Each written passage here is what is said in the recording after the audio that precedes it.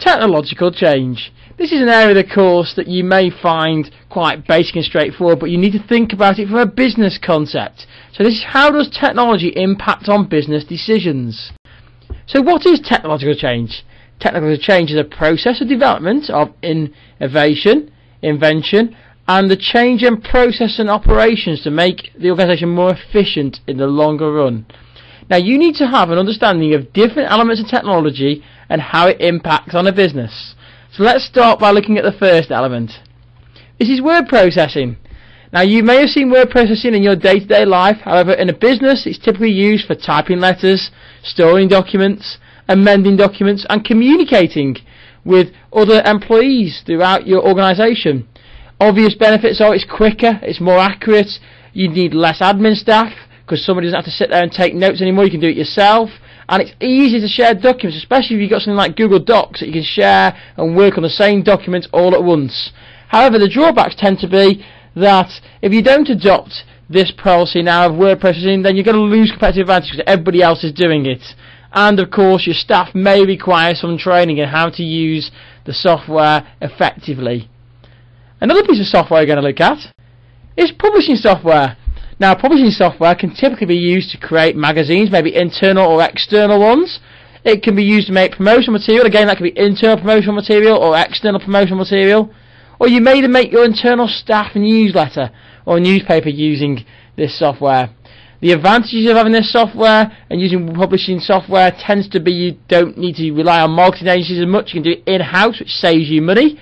It's easier to amend and update documents, and it gives a more professional appearance of the organisation. Of course, the drawbacks tend to be that the software is not cheap.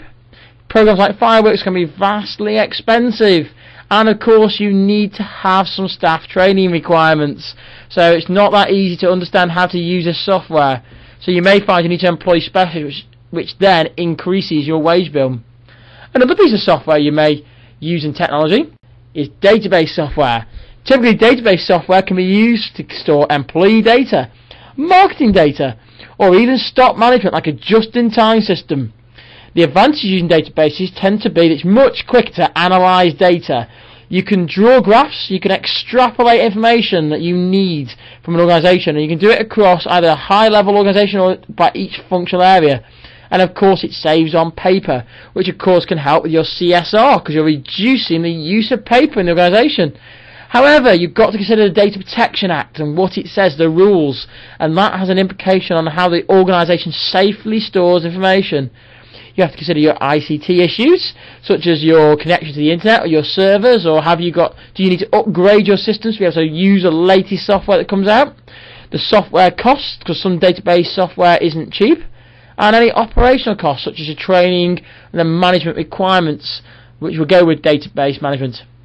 Another piece of software we may use is spreadsheets. Now, spreadsheets can be used to typically analyse financial data. It can be used for cash flow forecasting, and sometimes it's used for what-if analysis or scenario analysis. Now, the advantages of using spreadsheets are they're more flexible. They enable you to carry out simulations assessing the differences if you want to change some variables, and you can draw quick conclusions by using the calculated formula systems. However, you have to bear in mind there are training requirements. Not everybody can write a formula in a spreadsheet. I'm hoping all of you can because it's one of the basic requirements at Key Stage 3 ICT. But if you can't, get yourself an Excel and have a go at it. However, not everybody can do that. You've got to think about your data management. Where do you keep your data? How secure is it? Can it be worked on by more than one person?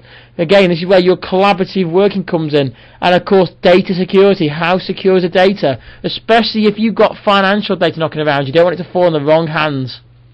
Another area of technology in business is CAD, computer-aided design. This is typically used to design new products and do 3D modelling. Now, the advantage of doing this is it speeds up the design process. You reduces your R&D costs because you don't need to make as many prototypes. And you can personalise your products to the requirements of the customer, so you can start to add more value. However, it can be really expensive to purchase this sort of software, and you may need highly skilled individuals in the organisation, and they need to have extensive training to make this effective. And you may have to integrate with this with CAM, computer aided manufacturing. so it may not be as straightforward and as beneficial as it may think. This typically suits an organisation who's highly innovative and is trying to push the new boundaries consistently to get competitive advantage.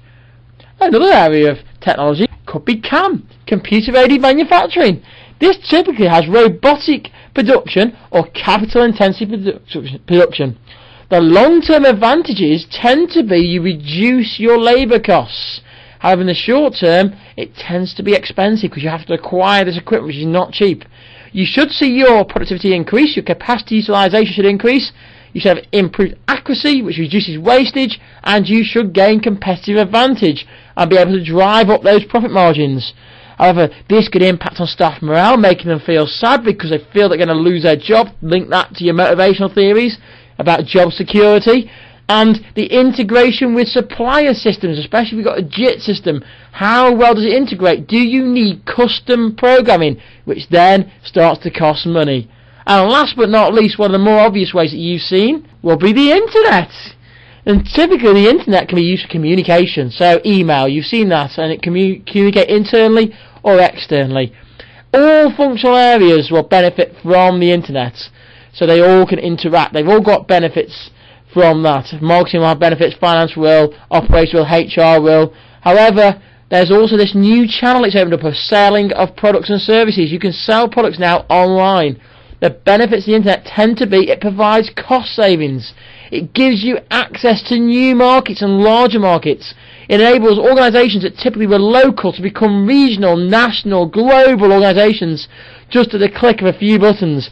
And it enables you to improve your communication channels and get the message out quicker, which reduces that span of control, and also, ironically, it centralises everything that happens in an organisation. It is one of the best benefits to an organisation, that is getting your message out there to everybody.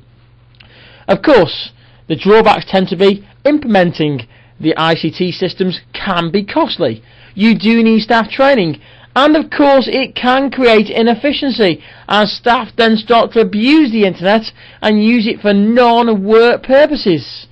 And of course when you start selling online you see increased competition.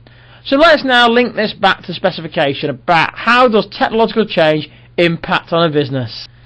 So typically you see benefits such as long-term cost savings. Notice it's long-term cost savings because short-term it's going to be expensive to buy into. You get improved efficiency to reduce your capacity utilisation. You get access to new markets, global markets you can tap into. And you get new product development through the R&D costs that you're tapping into. Of course, the drawbacks tend to be you get depreciation as technology becomes obsolete because it advances at a quicker rate than you would like. And this you have to adapt to that because of the competitive advantage you're going to lose if you don't move with the times. You've got your training costs and your employee resistance to technology change and how that impacts on their motivation. You've got the cost of the initial investment, which tends to be large because you are investing in expensive technology, which typically is cutting edge. And of course you've got to think, how does this impact on your organisational culture? Okay, that's it. You should now have an understanding of how technology change impacts on a business and the decision making that goes alongside that. Don't forget you can follow me on Twitter at BeeBusinessBee and subscribe to my YouTube channel. You can tweet me any areas of business you want me to cover in the future, and remember to check out my website beebusinessbee.co.uk.